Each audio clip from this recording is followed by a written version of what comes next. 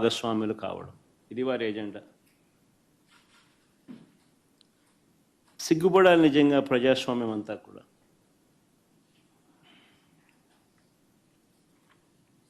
ఈరోజు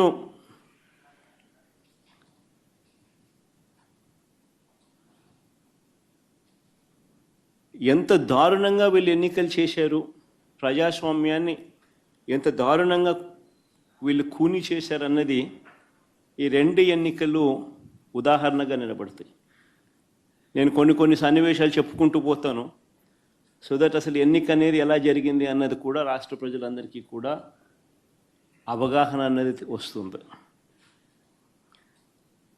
బందిపోటు దొంగలు ఉంటారు చూసినారా, డెకాయిట్స్.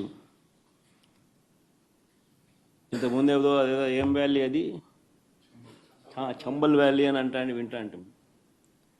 ఈరోజు నిజంగా